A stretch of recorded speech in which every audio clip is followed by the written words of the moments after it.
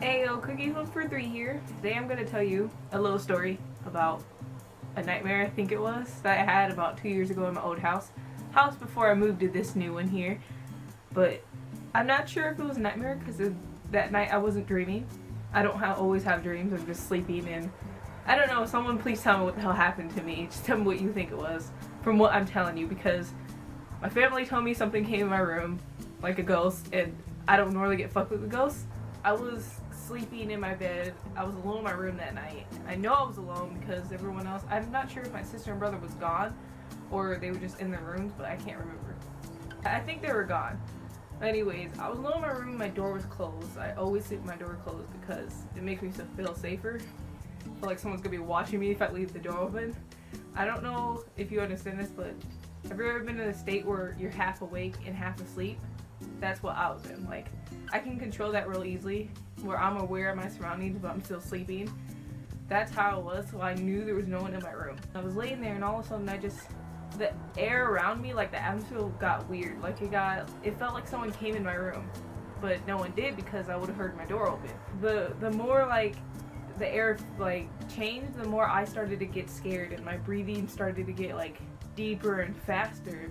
And I know I couldn't have had a nightmare because I was not dreaming. Like, I had to like clear that I wasn't dreaming at all. And I started getting really, really scared. And this happened like, this all went over for like at least a minute or even less. And after that, I got tired of like getting scared in my sleep. So I woke up and hopped out of my bed, looked around, no one in there. My door was closed, no one was in my room. I was fucking terrified. I was like, okay. So I ran out of my room, ran into my mom's room, which that upstairs is really small, so it was literally just across from my door. It was like not 2 steps, but like a few steps ahead. So I ran into her room. Unfortunately, the day that I get terrified in my sleep, she's not home. So I run out of her room, I run downstairs to check if I'm alone. Luckily, there was someone downstairs sleeping, someone that was living with us at the time, and I felt better. I'm like, okay, I'm not alone. Everything should be fine. So I was down there for like a good minute. Like, this whole situation is happening in like a good maybe 5 minutes or less. Like, that happened really quickly, but it felt forever to me.